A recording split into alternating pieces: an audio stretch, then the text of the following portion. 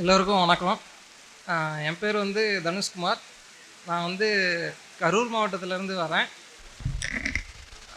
ஸ்கூல்லாம் கரூரில் தான் முடித்தேன். அப்புறம் காலேஜ் வந்து பார்த்தா பிஹெச்சி காலேஜ் ஆஃப் டெக்னாலஜியில் வந்து சிவில் இன்ஜினியரிங் வந்து முடித்தேன். 2022 தான் முடித்தேன். 2022 முடிச்சுட்டு நான் கேம்பஸில் எதுவும் செலக்ட் ஆகலை. அதுக்கப்புறம் என்ன பண்ணலாம் அப்படின்னு யோசிச்சுட்டு இருக்கும்போது என் காலேஜ் சீனியராக ஆல்ரெடி ஒருத்தர் வந்து பேங்க் எக்ஸாம் ப்ரிப்பேர் பண்ணி வேலைக்கு போனார். அவர் தான் சொன்னார், இப்படி பேங்க் எக்ஸாம்லாம் அடிக்கொருக்காக கண்டக்ட் பண்ணுவாங்க, நீ அதுக்கு படி அப்படின்னு. இந்த இடத்துல வந்து அவருக்கு வந்து ஒரு நன்றியை சொல்லிக்கிறேன். அப்புறம் எங்கள் அப்பா, அம்மா, அண்ணா அவங்க 3 பேர்த்துக்கும் நன்றியை சொல்லிக்கிறேன். ஏன்னா நிறைய பேர் பார்த்துருக்கேன், இங்கே வந்துட்டு பாதியில் விட்டுட்டு போயிடுவாங்க. அந்த மாதிரி எனக்கு எந்த இதுவும் ஏற்படுத்தாமல் தொடர்ச்சியாக படிக்கிறதுக்கு வந்து அவங்க வாய்ப்பு கொடுத்தாங்க. அதுக்கு வந்து நன்றி சொல்லிக்கிறேன். அப்புறம் வந்து எனக்கு நேரடியாகவும் மறைமுகமாகவும் இந்த வெற்றிக்கு வந்து பங்களித்த எல்லாருக்கும் நன்றி சொல்லிக்கிறேன். எக்ஸாம் படிச்சுட்ருக்கவங்களுக்கு என்ன சொல்லணும்னு நினைக்கிறேன்னா, படிக்கும்போது கஷ்டமாக தான் இருக்கும்.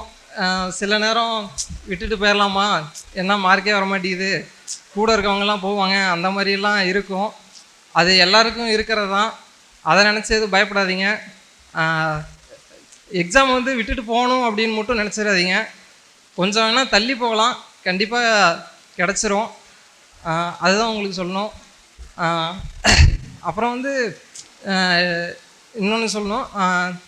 நான் வந்து தமிழ் மீடியத்துலேருந்து தான் வந்தேன். +2 வரைக்கும் தமிழ் மீடியம்.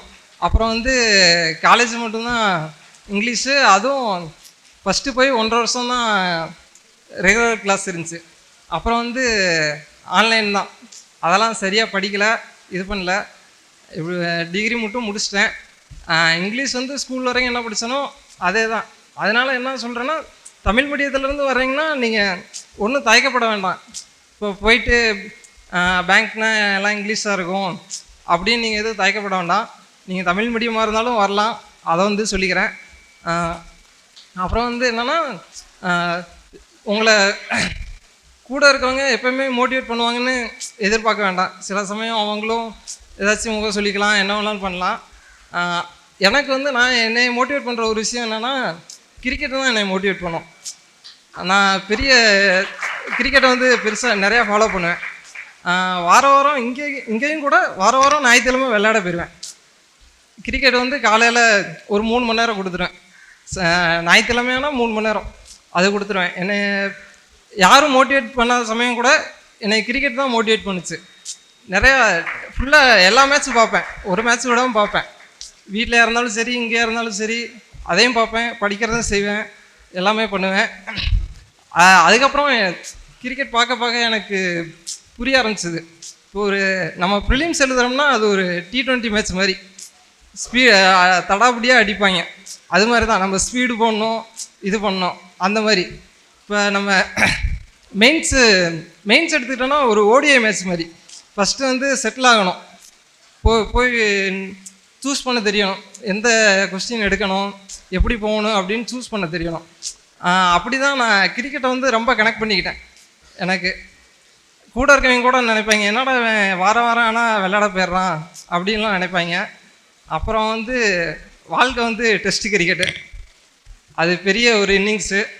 அதில் ஒரு சின்ன பாட்டு தான் இது. இந்த வேலை இதெல்லாம் ஒவ்வொரு பாட்டு தான். ஸோ அதனால் உங்களுக்கு வந்து இப்போ எனக்கு கிரிக்கெட் பிடிச்ச மாதிரி உங்களுக்கு வந்து ஒவ்வொன்றும் பிடிக்கும். சில பேருக்கு சினிமா பிடிக்கும், சில பேருக்கு புக்கு படிக்கிறது பிடிக்கும். அந்த மாதிரி ஒவ்வொருத்தங்களுக்கும் ஒவ்வொன்றும் பிடிக்கும். அதை உங்களுக்கு கனெக்ட் பண்ணிக்கோங்க உங்கள் கூட, அதுதான் சொல்லுவேன். அப்புறம் வந்து என் கூட சுற்றுவோம். அவனுக்கு வந்து கிளியர் ஆகாமல் போயிடுச்சு. நானும் அவனும் தான் காலையில். ஆனால் நாங்கள் 2 பேரும் தான் எப்போயுமே ஒன்றா தான் சுற்றிட்டு இருப்போம். நிறைய பேருக்கு தெரியும், எங்கே போனாலும் ஒன்றா தான் சுற்றுவோம். அவனுக்கு வந்து இந்த எக்ஸாம் கிளியர் ஆகாமல் போயிடுச்சு. அவன் வந்து April 1 வந்து கண்டிப்பாக பாஸ் பண்ணிடுவான், எனக்கு நம்பிக்கை இருக்குது. இவங்க தான் எங்கள் அப்பா அம்மா. அப்பா வந்து டிரைவராக இருக்காங்க, அம்மா வந்து ஹவுஸ் ஒய்ஃபாக இருக்காங்க.